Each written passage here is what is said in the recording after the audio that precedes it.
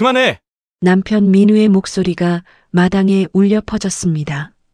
손에 들린 김치 대야가 공중으로 솟아올랐고 그 안에 빨간 김치가 사방으로 흩어졌어요. 마늘과 젓갈, 고춧가루가 뒤섞인 양념이 마당 바닥을 붉게 물들였습니다. 예민이야! 이게 다 뭐냐? 뭐 한 거야? 시어머니의 비명이 터져나왔어요. 하지만 남편은 멈추지 않았습니다. 두 번째 대야를 들어 올려 다시 바닥에 내동댕이 쳤어요. 세 번째, 네 번째. 빨간 김치가 마당을 뒤덮었고 이웃들이 창문 너머로 고개를 내밀었습니다.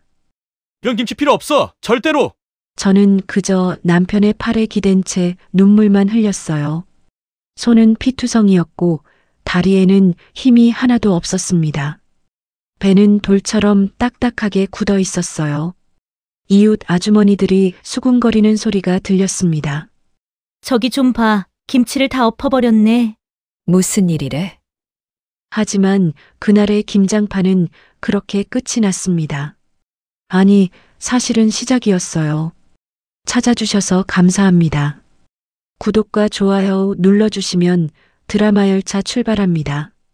그날 이후 저희 가족에게 예상치 못한 일들이 기다리고 있었으니까요. 사흘 전으로 돌아가 보겠습니다. 새벽 5시 저는 방문을 두드리는 소리에 잠에서 깼어요. 아니, 깬 게 아니라 깨워진 거였습니다. 지연아, 일어나. 김장해야지. 시어머니의 목소리가 방문 너머로 들려왔어요. 저는 배를 감싸며 천천히 몸을 일으켰습니다. 임신 7달이 된 배가 불러서 일어나는 것만으로도 한참이 걸렸어요. 거울을 보니 얼굴이 많이 부어 있었습니다. 요즘 자주 붓는 편이었어요. 손도 아침에 일어나면 퉁퉁 부어서 반지를 빼기도 힘들었습니다. 또 시작이구나. 혼수를 단 한 푼도 못 해온 죄책감이 가슴을 짓눌렀어요. 결혼할 때 친정에서 해줄 수 있는 게 아무것도 없었습니다. 이불 한 채, 그릇 한 벌 없이 빈손으로 시댁에 왔어요. 시어머니는 결혼 당시 겉으로는 괜찮다고 하셨지만 늘 저를 무시하는 말과 행동을 하셨어요. 그래서 그 이후로 3년 저는 시어머니 앞에서 단 한 번도 고개를 들지 못했습니다. 네, 어머님. 지금 나갈게요.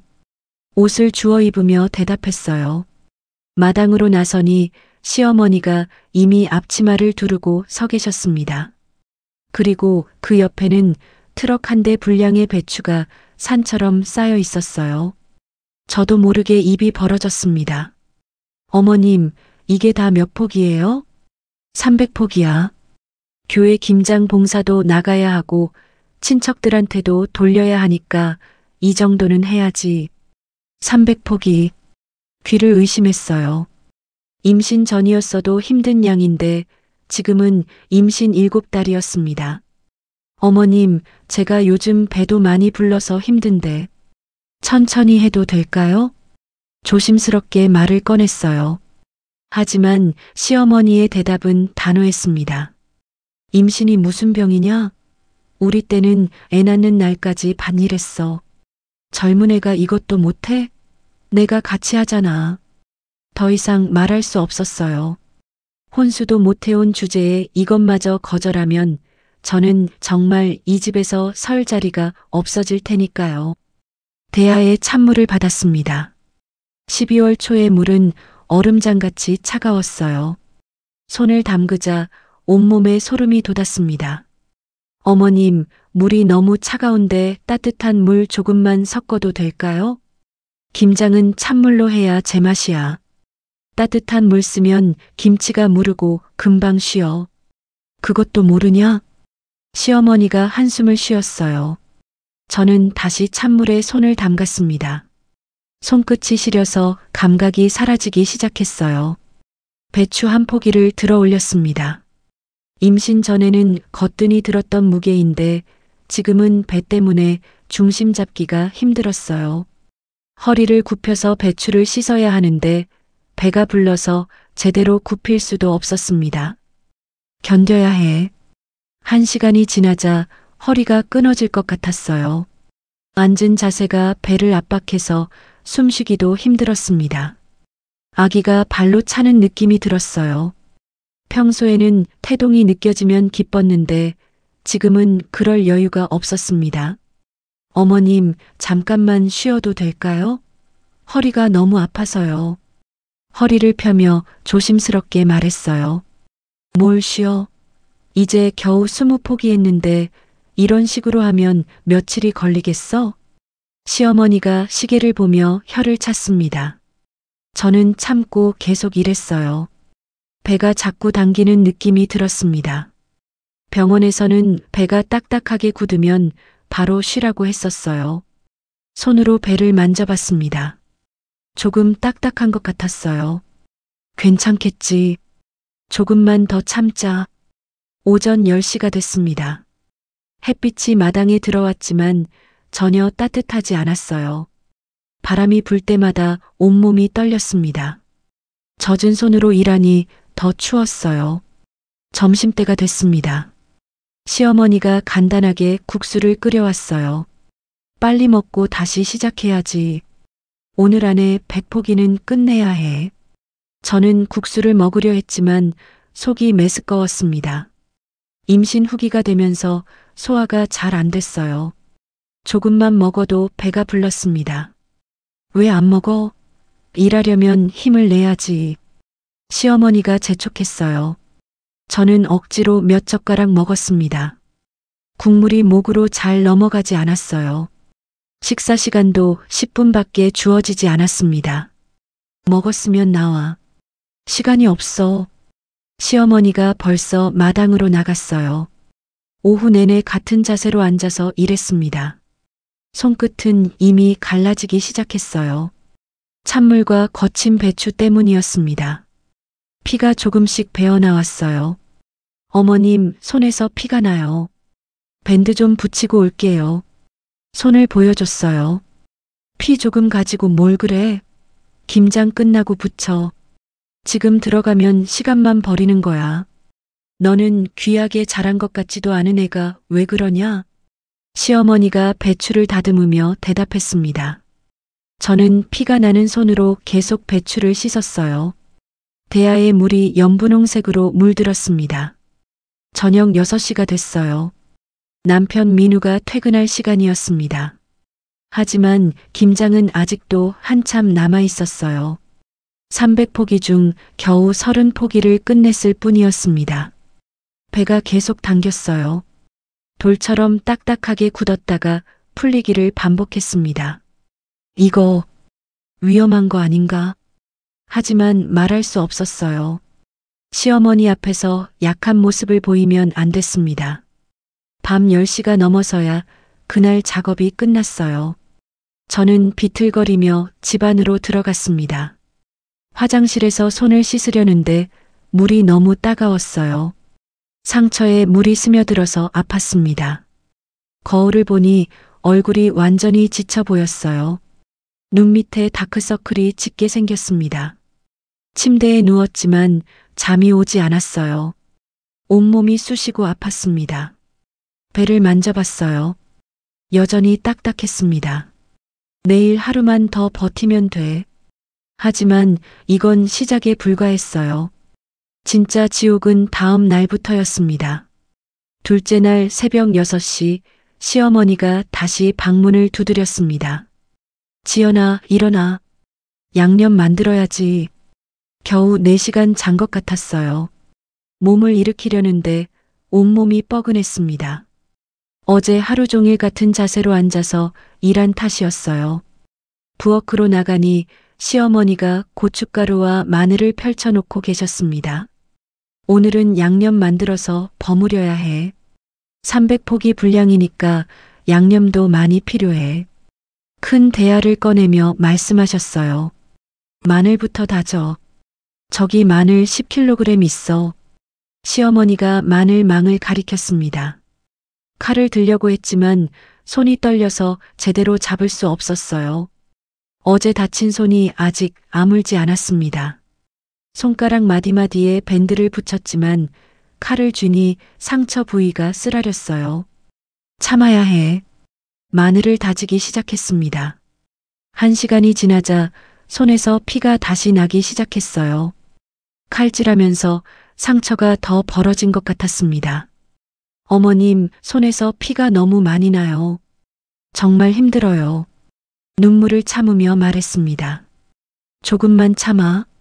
마늘 다지고 나면 다른 일 시킬게. 시어머니가 대수롭지 않게 말했어요. 마늘 냄새가 코를 찔렀습니다. 속이 더 메스꺼워졌어요. 임신 중에는 냄새에 예민해지는데 마늘 냄새가 너무 강했습니다. 참지 못하고 화장실로 뛰어갔어요. 화장실에서 토했습니다. 아침을 먹지 않아서 위액만 나왔어요. 뭐하냐? 왜 이렇게 오래 걸려? 시어머니의 목소리가 들렸습니다. 죄송해요. 지금 갈게요. 입을 헹구고 나왔어요. 오전 내내 양념을 만들었습니다. 마늘을 다지고 생강을 갈고 젓갈을 섞었어요. 고춧가루를 넣고 버무렸습니다. 양념 냄새가 너무 강해서 계속 속이 메스꺼웠어요. 점심때가 됐지만 시어머니는 식사 시간을 주지 않았습니다. 빨리 끝내야 해. 밥은 나중에 먹어. 배가 고팠지만 참았어요. 오후가 되자 본격적으로 배추에 양념을 버무리기 시작했습니다. 배추 한 포기 한 포기에 양념을 펴발라야 했어요. 허리를 구부려서 일해야 하는데 배 때문에 자세가 너무 불편했습니다. 1시간마다 허리를 펴려고 일어서면 어지럼증이 왔어요. 빈혈 기운이 있었습니다. 쉬지 말고 계속해. 오늘 안에 100포기는 버무려야 해. 시어머니가 재촉했어요. 저녁이 됐습니다.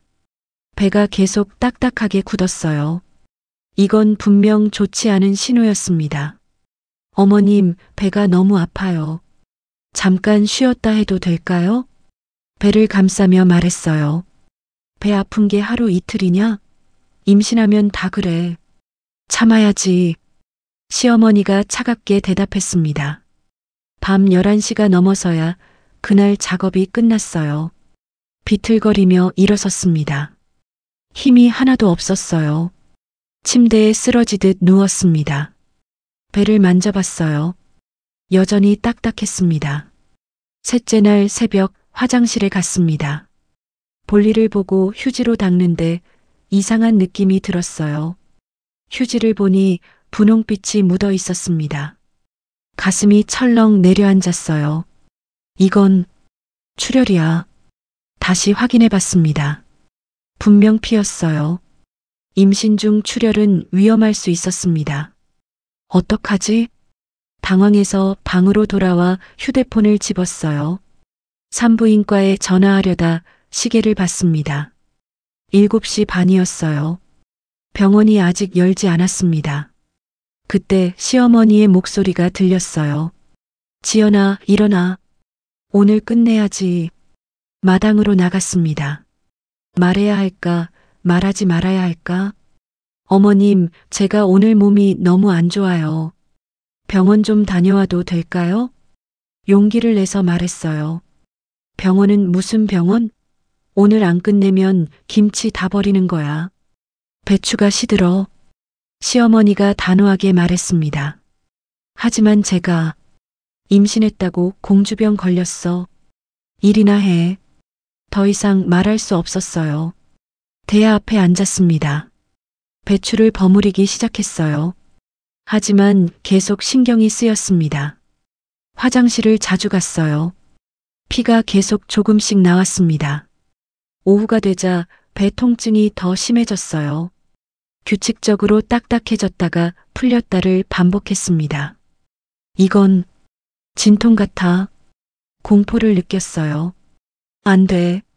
아직은 안 돼. 아기를 낳기엔 아직 이른 시기였습니다. 임신 7달이면 조산이었어요. 배를 감싸며 숨을 고르려 했어요. 지연아, 왜 멈춰 있어? 빨리 해. 시어머니가 재촉했습니다. 억지로 다시 배추를 집었어요. 손이 너무 떨려서 제대로 버무릴 수 없었습니다. 저녁 6시 남편 민우가 퇴근했어요. 현관문을 열고 들어오는 소리가 들렸습니다. 안도의 한숨이 나왔어요. 이제 살았다. 민우가 마당으로 나오는 발소리가 들렸어요. 고개를 들어 남편을 봤습니다. 민우의 얼굴이 굳었어요. 제 창백한 얼굴과 상처투성이 손을 봤기 때문이었습니다. 여보, 괜찮아? 달려왔어요. 그 순간 저는 참았던 눈물이 쏟아졌습니다. 이게 뭐야? 손에서 피가. 민우가 제 손을 잡았어요. 손가락 곳곳이 갈라져서 피가 나 있었고 손가락 마디마디에 피멍이 들어 있었습니다. 어머니, 이게 뭡니까? 지연이가 임신 중인데 이렇게까지 해야 합니까? 민우가 시어머니께 소리쳤습니다. 김장 좀 하는 게 뭐가 대수야? 며느리 일인데 당연히 해야지. 시어머니가 팔짱을 꼈어요. 임신 7달이에요. 병원에서 무리하지 말라고 했어요. 민우가 목소리를 높였습니다. 제 배를 만져봤어요. 돌처럼 딱딱하게 굳어 있었습니다. 여보, 배가 계속 당겨. 아까부터 눈물을 흘렸어요. 민우의 얼굴이 창백해졌습니다. 어머니, 지연이 상태가 안 좋아요. 병원 가봐야겠어요. 병원은 무슨 병원? 김장부터 끝내고 가. 배 좀 당기는 게 뭐가 대수야? 시어머니가 손사래를 쳤어요. 조기 진통일 수도 있어요. 민우가 소리쳤습니다. 그때 민우가 김치 대야를 봤어요. 제가 피를 흘리며 사흘 동안 씻은 배추들. 그걸 보자 민우의 얼굴이 일그러졌습니다. 이런 김치 필요 없어. 민우가 대야를 들어 바닥에 내동댕이 쳤어요. 빨간 김치가 마당에 쏟아졌습니다. 그만해. 하지만 민우는 멈추지 않았어요. 2번째, 3번째 대야도 엎어버렸습니다. 미쳤어? 이게 다 얼마인데? 시어머니가 비명을 질렀어요. 이웃들이 소란소리에 창문을 열었습니다. 수군거리는 소리가 들렸어요. 민우는 신경 쓰지 않았습니다. 돈이 사람보다 중요해요? 제 아내와 아이가 더 중요해요. 마지막 대야까지 엎었어요. 민우가 저를 조심스럽게 안아 올렸습니다. 자기야, 어머님께 너무 심하게 한 거 아니야? 걱정스럽게 물었어요. 심한 건 어머니가 너한테 한 거야. 이제 병원 가자. 차에 태워졌어요. 뒷좌석에 누웠습니다. 차가 출발했어요. 백미러로 마당이 보였습니다. 시어머니가 김치를 주워 담으려 하고 있었어요. 병원 응급실에 도착했습니다. 의사 선생님이 초음파 기계를 배에 댔어요. 태아 심박수가 불안정합니다. 지금 당장 입원하셔야 해요. 의사 선생님의 말에 눈앞이 캄캄해졌어요. 아기가 괜찮나요? 제발 괜찮다고 해주세요. 떨리는 목소리로 물었습니다. 지금 조기 진통이 시작된 것 같습니다. 임신 몇 주 차시죠? 28주요. 민우가 대답했어요. 28주면 아직 많이 이른 시기인데 무리를 많이 하셨나 봐요. 의사 선생님이 제 손을 봤습니다. 곳곳이 갈라져서 피가 나 있었고 손가락 마디마다 피멍이 들어 있었어요. 절박 유산 위기입니다. 간호사가 링거를 꽂았어요. 차가운 약물이 혈관을 타고 들어오는 느낌이 들었습니다. 병실 침대에 누워 천장을 바라봤어요. 제가 아기한테 미안해요. 엄마가 약해서 미안해. 민우가 제 손을 꼭 잡았습니다. 당신 잘못 아니야. 어머니가 잘못하신 거야. 하지만 저는 생각했어요. 이제 더 이상은 못 참겠어. 혼수를 못 해온 건 내 잘못이 아니야. 그날 밤 저는 처음으로 결심했습니다. 병원 침대에 누워 링거를 맞으며 일주일이 흘렀습니다. 그 일주일 동안 시어머니는 단 한 번도 병원에 오지 않았어요. 안부 전화도 문자도 없었습니다. 대신 사흘째 되던 날 민우의 휴대폰으로 문자가 왔어요. 김치 버린 돈은 언제 갚을 거냐? 100만 원이다. 민우가 휴대폰을 보더니 얼굴이 굳었습니다. 저에게 화면을 보여주지 않으려 했지만 이미 봤어요. 100만 원. 며느리의 생명보다 김치값이 더 중요하신 거였습니다. 민우가 복도로 나가 전화를 걸었어요.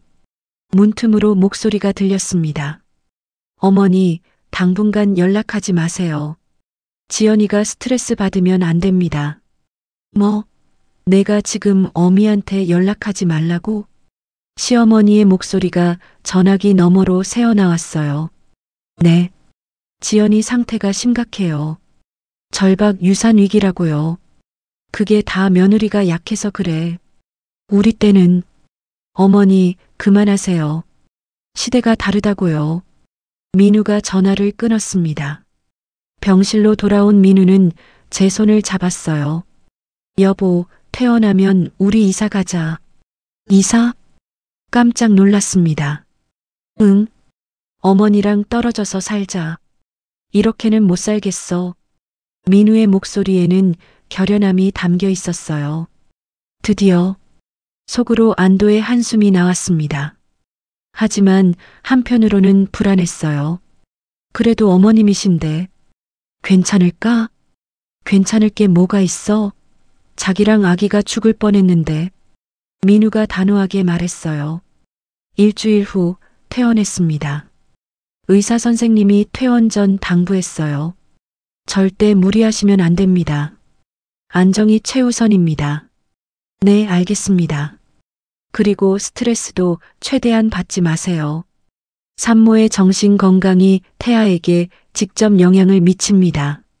진단서를 받아들고 병원을 나왔어요. 민우는 이미 부동산을 알아봐 놓았습니다. 시댁에서 1시간 거리에 작은 아파트 하나 나왔어. 투룸인데 우리 둘이 살기엔 괜찮아. 얼마나 해? 보증금 5천에 월세 50? 우리 저축한 거랑 병원비 빼면 딱 맞아. 집으로 돌아가 짐을 쌌습니다. 사실 쌀 짐도 별로 없었어요. 혼수를 못 해온 만큼 제 물건이라고는 옷까지 몇 벌뿐이었습니다. 참 초라하다.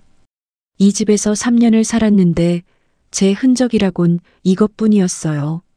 이삿짐을 차에 싣는 동안 시어머니는 거실에 앉아 팔짱을 끼고 계셨습니다. 어디 가는 거야? 어머니, 저희 따로 나가서 살겠습니다.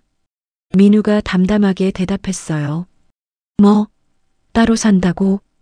시어머니가 벌떡 일어났습니다. 네. 지연이가 안정이 필요해서요. 안정은 무슨 안정? 집에서 편히 쉬면 되지. 어머니가 계시면 지연이가 쉴 수 없잖아요. 민우의 목소리에는 원망이 섞여 있었어요. 시어머니의 얼굴이 불그락푸르락했습니다. 이게 다 저 계집애 때문이지? 혼수도 못 해온 주제에 아들을 꼬드겨서. 그 말에 저도 참지 못하고 입을 열었습니다.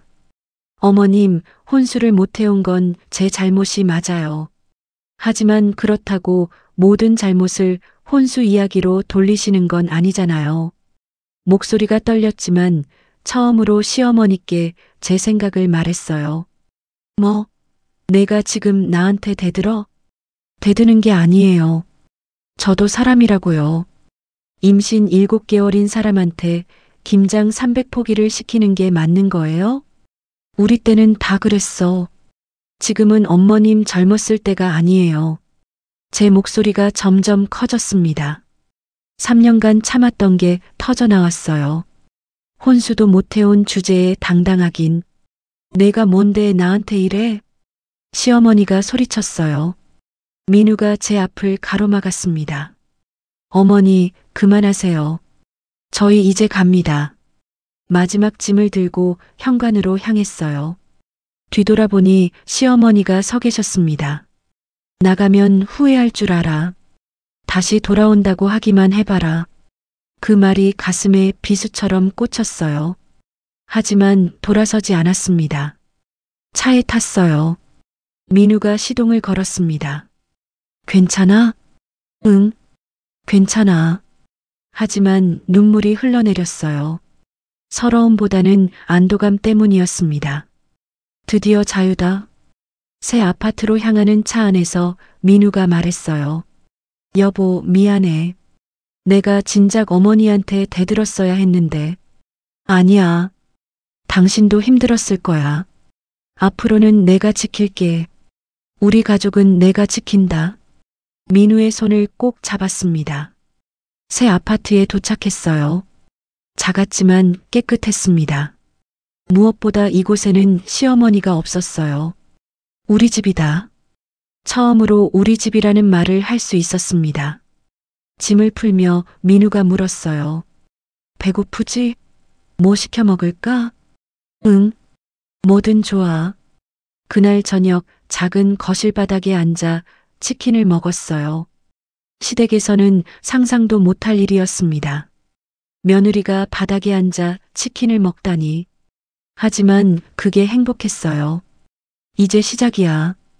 혼수를 못 해온 건 내 잘못이 아니야. 나도 당당하게 살 수 있어. 배를 쓰다듬었습니다. 아기가 발로 찼어요. 아가야, 이제 엄마가 당당하게 살게.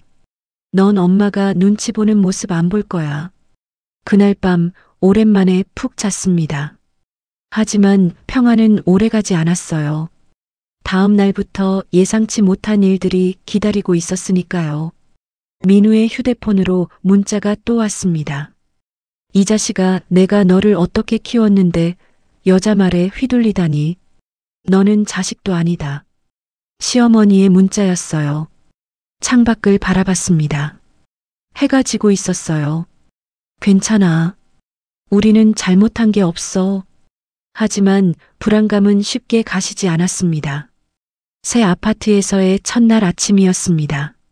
창문으로 햇살이 들어왔어요. 시댁에서는 언제나 새벽 5시에 깨워졌는데 오늘은 아침 8시까지 푹 잤습니다. 이렇게 편할 수가. 배를 쓰다듬으며 일어났어요. 민우는 이미 출근 준비를 하고 있었습니다. 잘 잤어? 응. 정말 오랜만에 푹 잤어. 다행이다. 오늘은 푹 쉬어. 아무것도 하지 말고. 민우가 제 이마에 키스하고 출근했어요. 혼자 남았습니다. 고요했어요. 시어머니의 목소리도 잔소리도 없었습니다. 이게 평범한 사람들의 삶이구나. 소파에 앉아 멍하니 창밖을 바라봤어요. 오전 10시쯤 휴대폰이 울렸습니다. 친정 어머니였어요. 여보세요, 엄마. 지연아. 어머니의 목소리가 떨리고 있었어요. 왜 그래, 엄마? 무슨 일 있어? 지연아, 동네에서 내 얘기가 난리야. 가슴이 철렁했습니다. 무슨 얘기? 시어머니가 동네 사람들한테 전화하고 다니신대. 며느리가 김장 도와준다고 해놓고는 갑자기 화를 내며 김치를 엎고 아들 데리고 도망갔다고. 손에서 휴대폰이 미끄러질 뻔했어요. 거짓말이야. 완전히 거짓말이잖아. 엄마, 그거 다 거짓말이야. 알아. 엄마가 다 알아. 근데 시어머니가 친척들한테도 다 연락했대. 혼수도 못 해온 가난한 집 딸이 감히 시어머니한테 대든다고. 가슴이 무너져 내렸어요. 또 혼수 얘기야. 그리고 내가 게으름 피우려고 임신 핑계 댔다고도 하신단다. 참나 해도 너무하네 정말. 엄마, 눈물이 나왔습니다.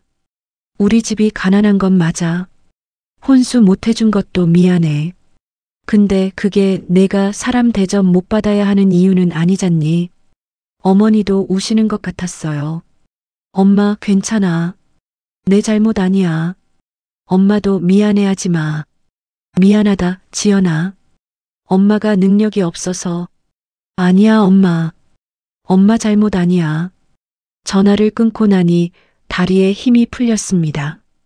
소파에 주저앉았어요. 잠시 후 휴대폰이 다시 울렸어요. 시댁 근처에 사는 고등학교 동창이었습니다. 지연아, 괜찮아? 오늘 마트에서 내 시어머니 봤는데. 뭐라고 하시던데? 장 보러 오신 동네 아주머니들한테 내 얘기하시더라.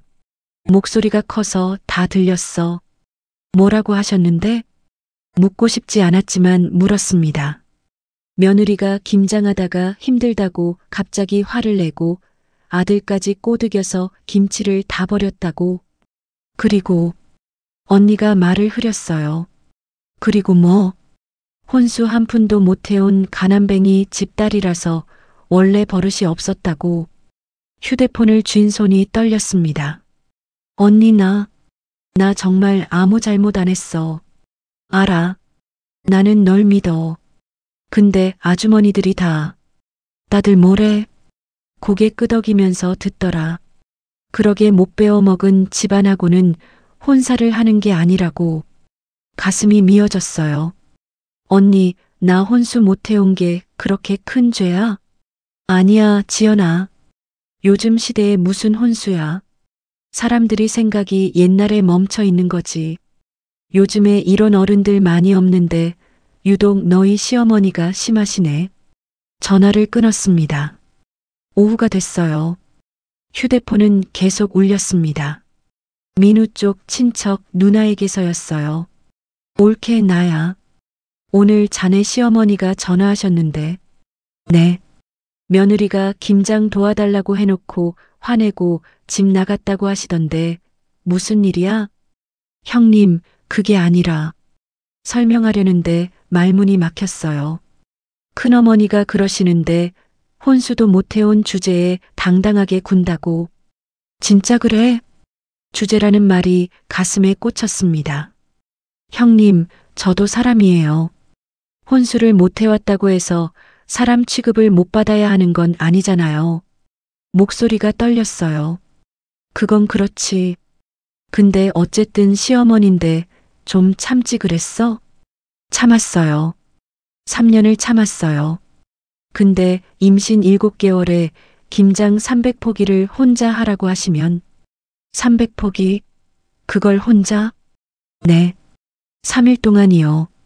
손에서 피가 나고 배가 아파서 병원에 실려갔어요. 어머, 그건 좀 심하네. 하지만 형님의 목소리에는 확신이 없었어요. 이미 시어머니 편을 든 뒤였습니다. 전화를 끊었어요. 더 이상 설명하고 싶지 않았습니다. 오후 3시, 이번엔 시댁 근처 약국 아주머니에게서 전화가 왔어요. 지연아, 나 약국 아줌마야. 오늘 내 시어머니가 약 사러 오셨는데. 네. 많이 힘들어 보이시더라. 며느리 얘기하시면서 우시던데 괜찮아? 시어머니가 우셨다고? 아줌마, 혹시 뭐라고 하셨어요? 아들이 떠나서 혼자 남았다고, 김치도 다 버려져서 교회 봉사도 못 나간다고, 그리고 아무것도 없이 맨몸으로 시집온 며느리한테 잘해줬는데 배신당했다고 하시던데. 아줌마, 그게 아니에요. 저는 알아. 근데 동네 사람들이 다들 시어머니 편이야. 어르신이시니까. 또 설명할 기회조차 없었어요. 저녁이 되자 남편이 퇴근을 했어요. 어머니가 온 동네에 소문을 내셨어. 친척들한테도 다 전화하시고. 알아. 큰아버지한테도 전화 왔어. 뭐라고 하시던데? 며느리가 가난한 집 출신이라 버릇이 없다고, 혼수도 못 해온 주제에 당당하다고. 민우의 얼굴이 일그러졌어요. 혼수. 왜 자꾸 혼수 얘기야? 그게 뭐가 중요해? 민우가 소리쳤습니다. 여보, 미안. 당신한테 화낸 거 아니야. 그냥 답답해서. 둘이서 말없이 앉아 있었어요. 미안해. 나 때문에. 아니야. 어머니가 잘못하신 거야. 하지만 우리 둘 다 지쳐 있었어요. 저녁을 먹으며 민우가 말했어요. 여보, 우리 그냥 무시하자. 어차피 우리가 뭐라고 해명해도 사람들은 먼저 들은 얘기를 믿을 거야. 그래도 억울해. 나도 억울해. 근데 어쩔 수 없어. 동네 사람들, 친척들, 다 어머니 편이야. 고개를 끄덕였어요. 그날 밤 잠이 오지 않았어요. 천장을 바라보며 생각했습니다. 혼수를 못 해온 게 이렇게 큰 죄야? 가난한 집에서 태어난 게 내 잘못이야? 배를 쓰다듬었어요. 아기가 움직이는 게 느껴졌습니다. 아가야, 엄마가 미안해. 엄마가 가난한 집에서 태어나서 미안해. 창밖으로 달빛이 들어왔어요. 괜찮아. 우리는 잘못한 게 없어. 가난이 죄는 아니야. 스스로를 다독였습니다.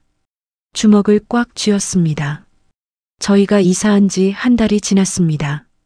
배는 점점 더 불러왔어요. 임신 8개월이 됐습니다.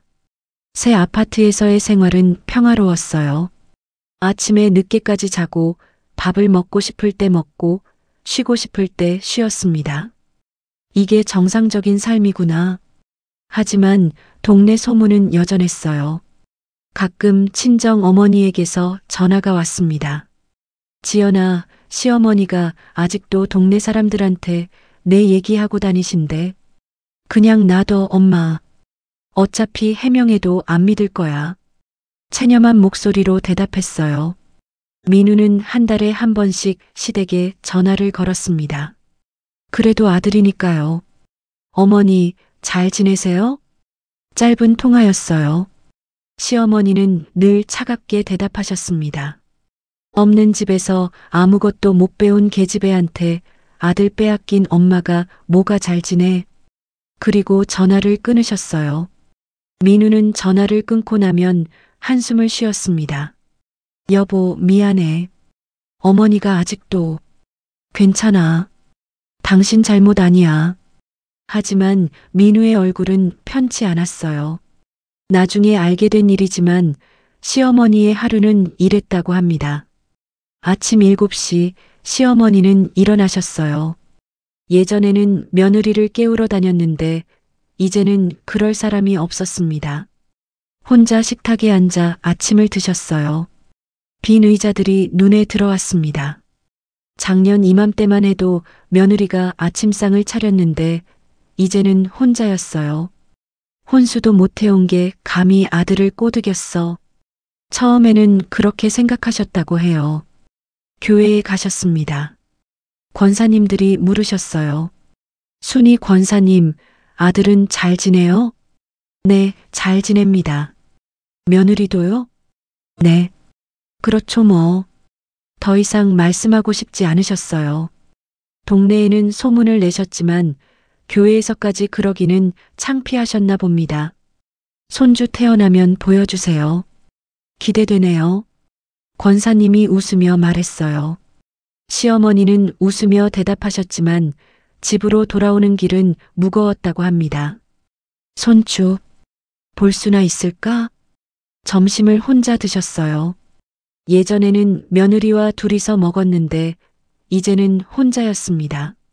TV를 켜놓았지만 집은 너무 조용했어요. 설명절이 다가왔습니다. 민우에게 시어머니께서 전화하셨어요.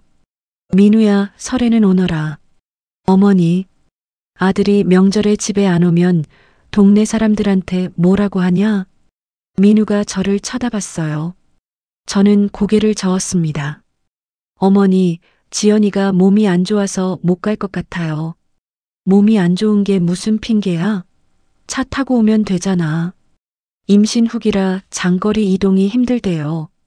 그럼 너라도 와. 명절인데 아들이 어미 혼자 두고 어딨어? 민우가 한참을 망설였어요. 어머니, 죄송해요. 올해는 못 갈 것 같아요. 뭐? 너 정말. 시어머니가 전화를 끊어버리셨어요. 민우가 한숨을 쉬었습니다. 여보, 미안해. 내가 가볼까? 아니야. 나도 같이 가야 하는데 몸이 이래서. 괜찮아. 어머니가 이해하실 거야. 하지만 우리 둘 다 알고 있었어요. 시어머니는 이해하지 않으실 거라는 걸. 설날 당일 나중에 민우 씨가 동네 친구에게 들은 이야기입니다. 시어머니는 혼자 전을 부치셨대요. 작년에는 며느리와 함께 준비했는데 올해는 혼자였습니다. 전 몇 개만 부치셨다고 해요. 혼자 먹을 거니까 차례상을 차리셨어요. 작은 상이었습니다. 예전 같으면 큰 상에 음식을 가득 차렸을 텐데 절을 혼자 하셨대요. 예전에는 아들, 며느리와 함께였는데 추석에는 셋이서 절했는데 마음이 허전하셨나 봅니다. 오후에 동네 아주머니가 찾아오셨어요. 민우 엄마 아들은 안 와요? 응. 바빠서 못 온대. 며느리 출산 얼마 안 남았잖아요. 가서 도와줘야지. 그래야지. 하지만 가지 않으셨어요. 가고 싶어도 갈 수 없었습니다. 며느리가 받아줄 것 같지 않았으니까요. 아주머니가 돌아가고 시어머니는 혼자 남으셨어요. 저녁이 됐습니다. 혼자 저녁을 드셨어요. 작년 이맘때는 며느리가 앞치마 두르고 부엌에서 일하고 있었는데 TV를 켰어요. 설 특집 프로그램이었습니다. 가족들이 모여 웃고 떠드는 모습이 나왔어요. TV를 껐습니다. 빈 거실을 바라보셨어요. 아들이 앉아있던 소파, 며느리가 앉아있던 자리. 너무 조용하네. 처음으로 이런 생각이 드셨다고 합니다. 내가 너무 심했나? 하지만 곧 고개를 저으셨어요. 아니야. 혼수도 못 해온 주제에 버릇없이 군 거지. 내가 뭘 잘못했어? 스스로를 납득시키려 하셨습니다. 하지만 밤이 깊어질수록 빈집은 너무 조용했어요. 시계 소리만 똑딱똑딱 울렸습니다. 시어머니는 아들 방으로 가셨어요. 민우가 쓰던 책상, 옷장이 그대로 있었습니다. 서랍을 여셨어요. 아들의 어린 시절 사진이 나왔습니다. 이 녀석이 결혼하고 이제 아빠가 되는구나. 사진 속에 어린 민우가 웃고 있었어요. 손주, 얼굴이라도 보고 싶은데 처음으로 눈물이 나셨다고 합니다. 잠자리에 드셨어요. 하지만 잠이 오지 않았습니다. 아들이 며느리 편을 들더라. 내가 아들을 잃은 거야. 베개에 얼굴을 묻으셨어요. 내가 정말 잘못한 걸까? 처음으로 의문이 드셨습니다. 하지만 인정하고 싶지 않으셨어요. 아니야. 며느리가 잘못한 거야. 아무것도 없이 시집와서 나한테 버릇없이 굴고 그렇게 스스로를 위로하며 잠드셨습니다. 그날 밤 저는 배를 쓰다듬으며 생각했어요. 시어머니는 지금 뭐하고 계실까? 민우도 걱정스러운 얼굴이었습니다. 어머니 혼자 명절 보내시는 거 처음인데. 미안해. 내가 몸이 좀 괜찮았으면. 아니야. 당신 잘못 아니야. 하지만 우리 둘 다 마음이 편치 않았어요. 창밖으로 달이 떠 있었습니다. 저도 민우도 그리고 아마 시어머니도 같은 달을 보고 계실 거예요. 임신 9달이 됐습니다. 어느 가을날 새벽 진통이 시작됐어요. 여보, 아기가 나오려나 봐. 민우가 급히 차를 몰고 병원으로 달렸습니다. 10시간의 진통 끝에 딸을 낳았어요. 작고 예쁜 아기였습니다. 축하드립니다. 3.2kg 건강한 여자아이예요. 의사 선생님이 아기를 제 품에 안겨주셨어요. 우리 딸, 눈물이 흘러내렸습니다. 고생한 보람이 있었어요. 이름 뭐로 할까? 민우가 물었어요. 예은이, 예쁜 은혜라는 뜻으로. 좋아, 예은이. 민우가 아기의 작은 손을 잡았습니다. 병실에서 회복하는 동안 친정 어머니가 와서 돌봐주셨어요. 시어머니께는 민우 씨가 문자를 보냈습니다. 어머니, 지연이가 딸을 낳았습니다. 모녀 모두 건강합니다. 한참 뒤에 답장이 왔어요. 그래. 짧은 한마디였습니다. 민우가 한숨을 쉬었어요. 축하한다는 말도 없네. 괜찮아. 어쩔 수 없지. 하지만 마음 한편으로는 서운했습니다. 예은이가 태어나고 한 달이 지났어요. 어느 날 오후 2시쯤 민우 씨의 휴대폰으로 낯선 번호에서 전화가 왔습니다. 민우 씨는 회사에 있었고 저는 집에서 예은이를 돌보고 있었어요.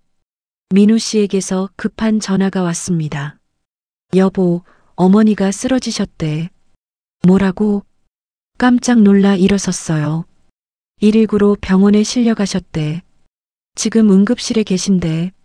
어떻게 된 거야? 잘 모르겠어. 이웃집 아주머니가 발견하셨대.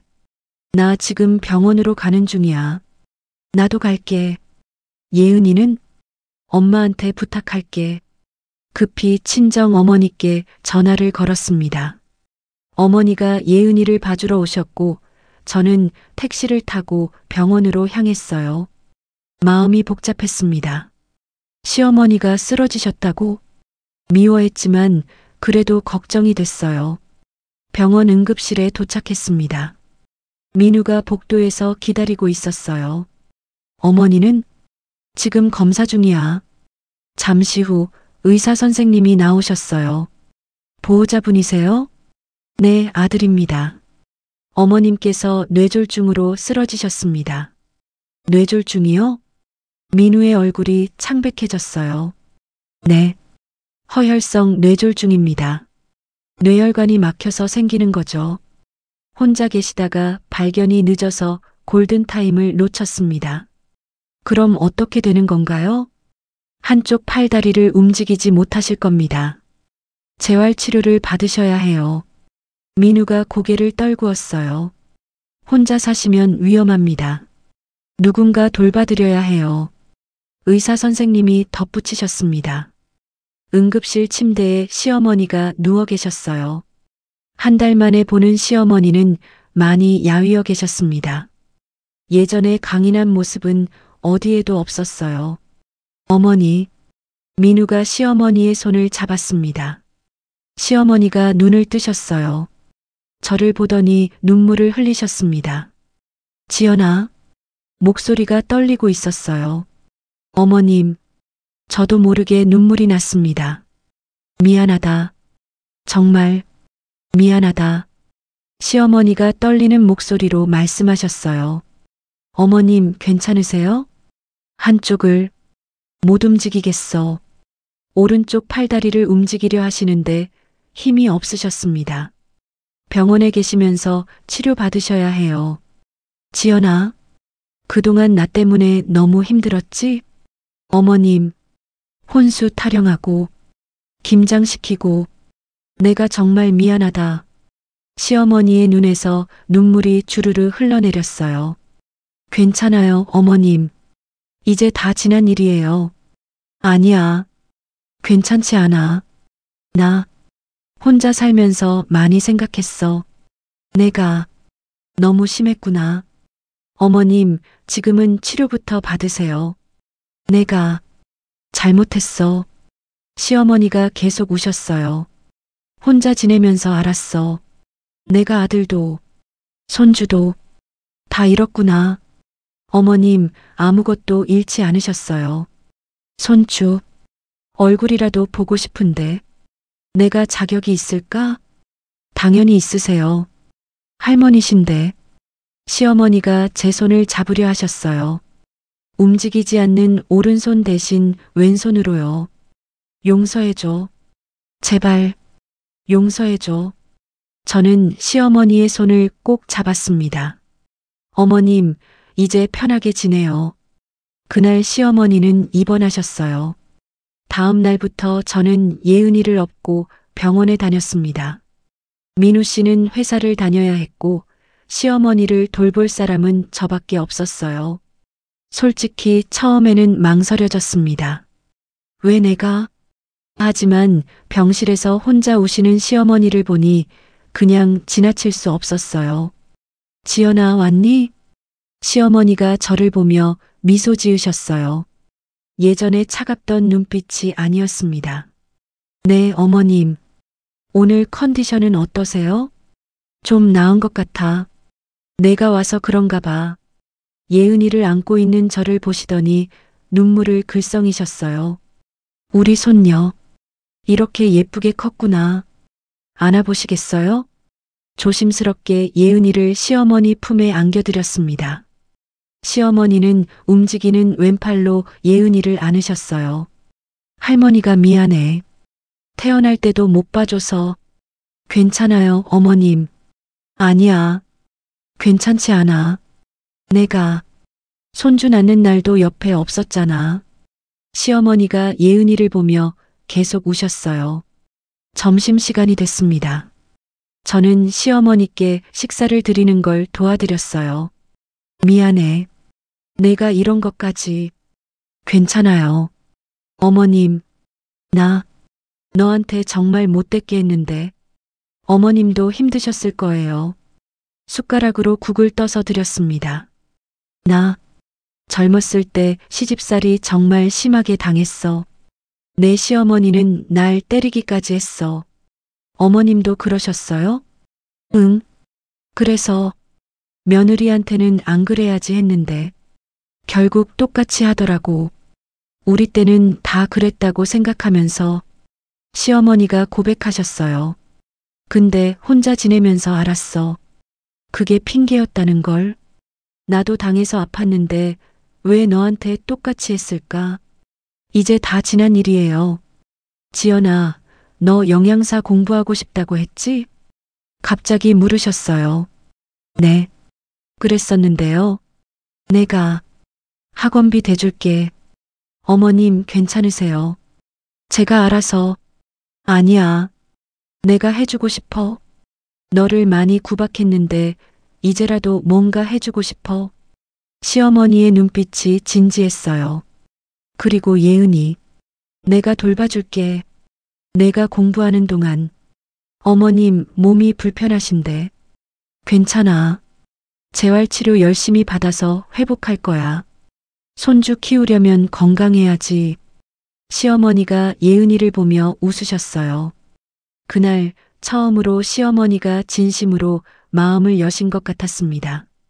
시어머니가 입원한 지 한 달이 지났습니다. 저는 매일 예은이를 업고 병원에 갔어요. 오전 10시부터 오후 3시까지 재활치료 시간에 맞춰서요. 지연아, 오늘도 왔니? 고생이 많구나. 시어머니가 반겨주셨어요. 예전에 차갑던 모습은 어디에도 없었습니다. 괜찮아요, 어머님. 오늘 재활치료는 어떠셨어요? 오른팔이 조금씩 움직이는 것 같아. 치료사 선생님이 잘하고 있다고 하더라.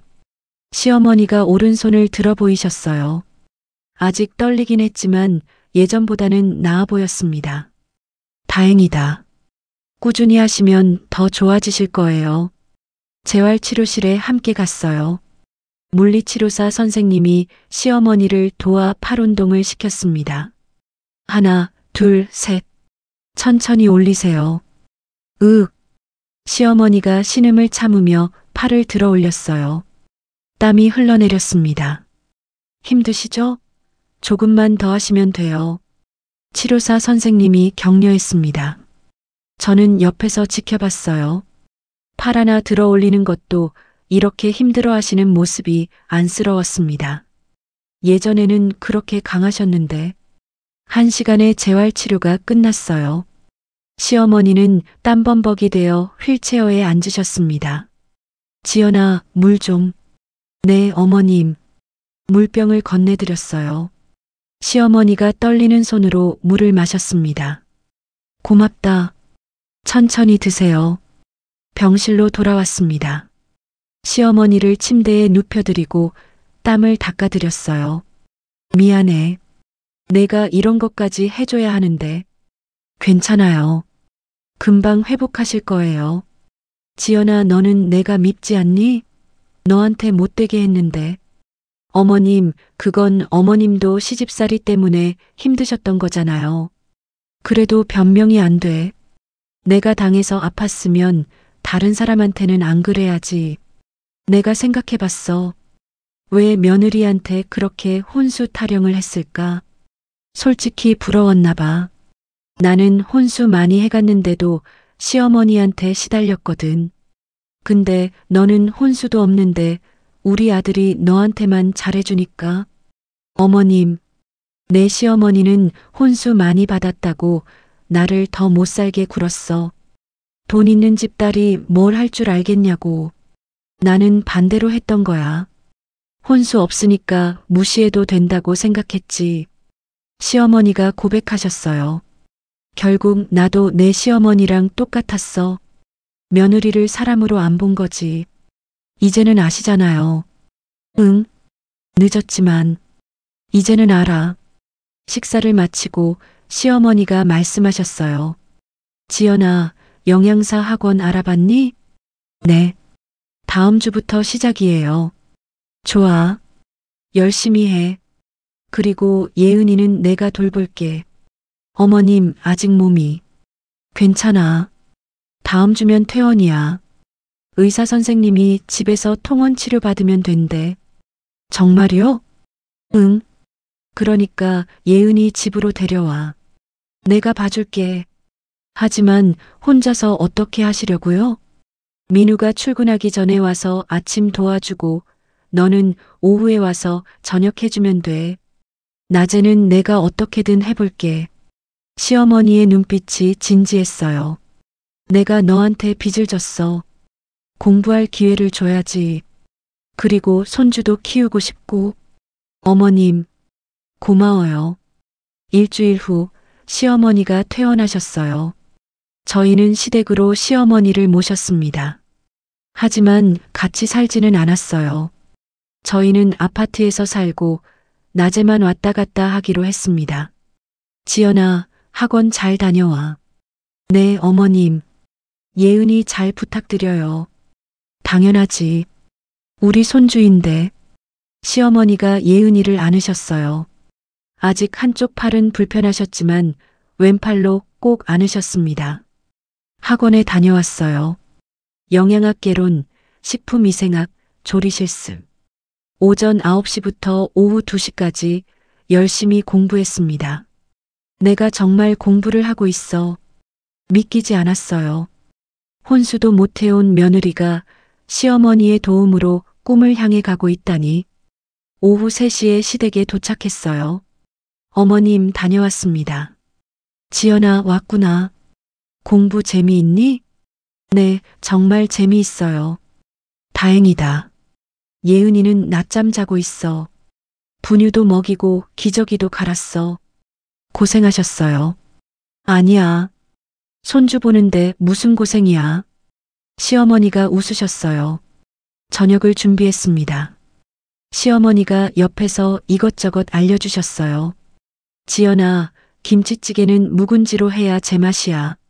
네, 알겠어요. 그리고 된장은 오래 끓여야 고소해. 어머님 요리 솜씨 배워가고 있어요. 나도 이제 늙어서 많이 못해. 너한테 다 알려줘야지. 함께 식사를 했어요. 민우가 퇴근해서 함께 자리했습니다. 잘 먹겠습니다. 많이 먹어라. 너희 둘 다 힘들 텐데. 시어머니가 반찬을 이것저것 챙겨주셨어요. 어머니, 재활치료는 어떠세요? 민우가 물었습니다. 좋아지고 있어. 다음 주부터는 목발 짚고 걸을 수 있을 것 같대. 정말요? 다행이다. 식사를 마치고 저희는 예은이를 데리고 집으로 돌아갔어요. 차 안에서 민우가 말했습니다. 여보, 어머니 많이 변하셨지? 응. 완전히 다른 사람 같아. 고마워. 내가 어머니 돌봐줘서. 아니야. 어머님이 나한테 더 잘해주시잖아. 그래도 쉽지 않았을 텐데. 민우가 제 손을 잡았어요. 사람은 변할 수 있나 봐. 진심으로 반성하면. 창밖으로 밤거리가 보였어요. 예전 같았으면 상상도 못했을 일이야. 시어머니가 손주를 돌봐주고 제 꿈을 응원해주다니. 예은아, 할머니가 너 덕분에 변하셨대. 예은이가 잠든 얼굴로 웃는 것 같았어요. 1년이 흘렀습니다. 저는 영양사 자격증을 땄어요. 시어머니가 학원비를 대주시고 예은이를 돌봐주신 덕분이었습니다. 지연아, 축하한다. 정말 자랑스럽구나. 시어머니가 제 합격증을 보시며 눈물을 글썽이셨어요. 어머님 덕분이에요. 아니야. 내가 열심히 한 거지. 자격증을 따고 나서 저는 지연의 산모밥상이라는 도시락 사업을 시작했어요. 임산부들을 위한 영양 도시락이었습니다. 여보, 첫 주문 들어왔어. 민우에게 소리쳤어요. 정말 축하해. 작은 시작이었지만 뿌듯했습니다. 제가 겪었던 힘든 시간들이 누군가를 돕는 일로 바뀌고 있었어요. 시어머니가 첫 고객이 되어주셨습니다. 우리 며느리가 만든 거라고 동네 사람들한테 자랑하고 다녀야지. 어머님 고마워요. 내가 뭐 손주도 봐주고 며느리 꿈도 응원하고 이게 할머니 역할 아니겠니? 시어머니는 재활치료를 꾸준히 받으셔서 이제는 목발 없이도 걸으실 수 있었어요. 예은이를 유모차에 태워 동네 산책도 다니셨습니다. 어느 주말이었어요. 시댁에서 온 가족이 모였어요. 시어머니, 민우 씨, 저, 그리고 이제 돌이 지난 예은이. 할머니. 예은이가 시어머니를 보고 아장아장 걸었습니다. 우리 예은이 할머니가 얼마나 보고 싶었는데. 시어머니가 예은이를 안으셨어요. 식탁에는 음식이 가득했습니다.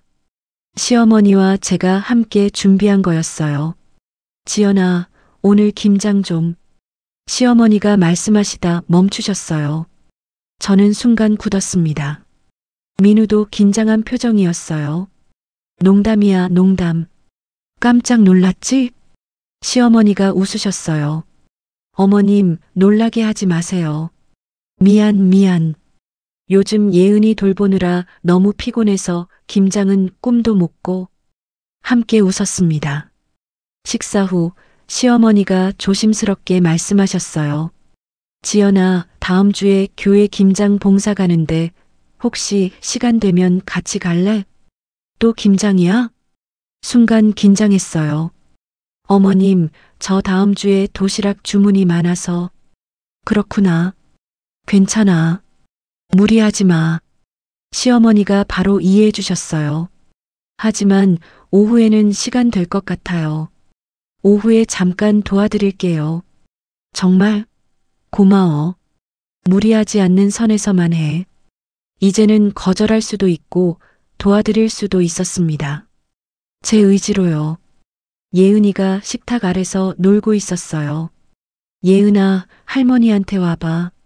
예은이가 아장아장 걸어왔습니다. 시어머니가 예은이를 안으며 저를 보셨어요. 지연아, 고마워. 나같이 못된 시어머니한테 기회를 줘서. 어머님, 우리 이제 그런 얘기 하지 말아요. 다 지난 일이에요. 시어머니가 눈물을 글썽이셨어요. 빈 밥상은 다시 채워졌고 끊어졌던 인연은 다시 이어졌습니다. 완벽하지는 않았어요. 가끔 시어머니는 과한 요구를 하셨고 저는 죄송하지만 안 되겠어요라고 말했습니다. 그리고 시어머니는 웃으며 받아들이셨어요. 어머님과 저는 이제 서로가 마음을 솔직하고 편하게 이야기할 수 있는 사이가 되었습니다. 창밖으로 봄 햇살이 들어왔습니다. 새로운 계절이 시작되고 있었어요. 오늘 이야기 어떠셨나요? 재미있게 보셨다면 구독과 좋아요 눌러주세요. 그리고 시청 소감을 댓글로 남겨주세요. 감사합니다.